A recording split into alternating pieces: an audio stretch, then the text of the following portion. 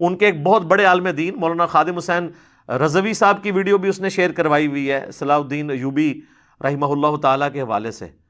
تو اب اس کے بعد کیا رہ گیا ہے؟ اور میں یہ سمجھتا ہوں پرسنلی طور پہ، میں مولانا خادم حسین رضوی صاحب کو اس وقت سے جانتا ہوں جب میری بھی داڑھی بھی نہیں نکلی تھی. ہماری گلی میں مسجد ہے، وہاں پہ آ کے وہ درس دیا کرتے تھے. اس وقت ان کی داڑھی کالی تھی. 1994 کی بات کر رہا ہوں. یہ اب چل رہی ہے نومبر 2020، تو میں 1994 کی بات کر رہا ہوں، آلموسٹ 26 سال پہلے. تو میں بڑے شوق سے ان کو سنا کرتا تھا. اس وقت یہ مشہور نہیں تھے، یہ تو جامعہ نظامیہ میں ٹیچنگ ہی کرتے تھے. تو میں خادم رضوی صاحب چونکہ ہمارے جیلم شہر کو وہ اپنا استاد شہر مانتے ہیں، یہاں سے انہوں نے حفظ بھی کیا ہوا ہے اور ان کا پیر خانہ بھی کالا دیو جیلم میں ہے. تو دونوں اعتبار سے ان کے لیے ایک روحانی شہر ہے. تو اسی روحانی شہر جو آپ کے لیے، اس میں سے میں آپ کو ریکویسٹ کرتا ہوں کہ یہ آپ کی ذمہ داری ہے کہ آپ اگر گستاخوں کے خلاف جو تحریک لے کے چل رہے ہیں نا، اس کی بقا چاہتے ہیں نا، تو فوراً سے پہلے آپ کی تحریک کو جو لوگ مس یوز کر کے اس طریقے سے ایکسٹرا جوڈیشل ایکٹیویٹی پرفارم کر رہے ہیں، جس میں ٹاپ آف دا لسٹ یہ سیکورٹی گارڈ ہے، اس کو آپ آ کے پبلکلی کنڈیم کریں.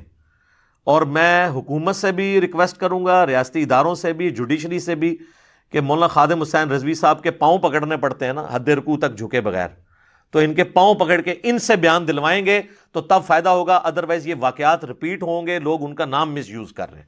میں نہیں کہتا کہ ان کی تعلیمات یہ ہوں گی.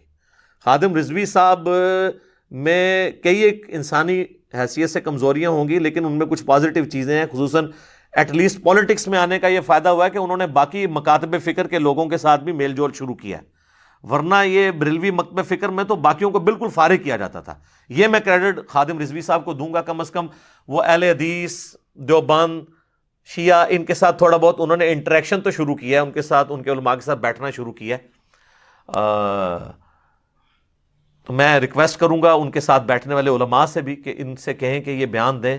ان کا بیان جتنا بھاری ہوگا نا، وہ کسی حکومتی عہدیدار کا یا ریاستی ادارے کے عہدیدار کا بیان یا ٹویٹ وہ اثر نہیں کر سکتی جب تک خادم رضوی صاحب اس پورے ایشو کو فرنٹ سے آ کے لیڈ نہیں کرتے.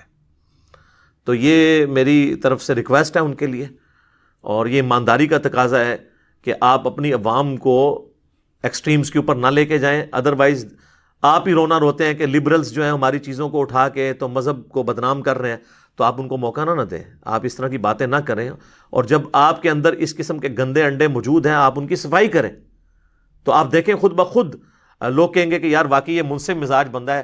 اگر اس کا نام مس یوز کسی نے کیا ہے، یا کسی مدرسے نے کیا ہے، یا کسی علماء کے خاص طبقے نے کیا ہے، اور وہاں پہ وہ موب اکٹھا کیا، ہجوم جو ہے انہوں نے چڑھا دیا، اور جس طریقے سے وہ نکلے ہیں باہر اور نعرے لگاتے ہوئے اچھل اچھل کے، تو وہ تو سیدھا سیدھا آپ کے اوپر بدنامی آ رہی ہے.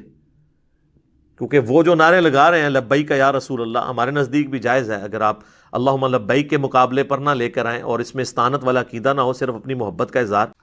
اور یہ تو میں نے عوام اور علماء سے ایڈریس کیا. اب میں حکومتی اداروں سے، ریاستی اداروں سے، گورنمنٹ سے، جوڈیشری سے ریکویسٹ کروں گا کہ خدا کے لیے آپ لوگ جو ہے اس طرح کے ایشوز کو فوراً ٹیک اپ کر کے نا عبرت کا نشانہ بنایا کریں مجرمین کو، تاکہ بعد میں کسی کو جرأت نہ ہو. ورنہ انٹرنیشنل لیول کے اوپر آپ کے اوپر اور ہمارے اوپر، ہماری نسلوں کے اوپر FATF کی تلوار لٹک رہی ہے. میں نے پشاور انسیڈنٹ جو جوڈیشری میں ہوا تھا اس پہ بھی میں نے کاؤنٹر نیریٹو دیا تھا. یہاں پر بھی میں کہہ رہا ہوں خدا کے لیے آپ لوگ ہوش کے ناخن لیں اور اس طرح کے ایشوز کو ریزالو کریں. اس میں میں نے کئی ایک پوائنٹس بتائے تھے جو میں آج ریپیٹ کر کے نا ٹاپک کو لمبا نہیں کرنا چاہتا. جس کو شوق ہے یوٹیوب پہ جا کے لکھے نا پشاور جوڈیشری مرڈر یا انسیڈنٹ، اس کے اوپر وہ جو پچھلے دنوں واقعہ ہوا تھا ایک بچے نے. اب ظاہر ہے میں تو یہ ترس کھاتا ہوں ان بچوں کو، ظاہر ہے کہ ان کے بڑے یعنی کہتے ہیں نا کہ قانون کو ہاتھ میں لو.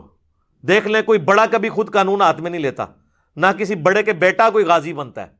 یہ عام لوگوں کو غازی بنواتے ہیں، نہ خود غازی بنتے ہیں، نہ ان کی اولادیں غازی بنتی ہیں.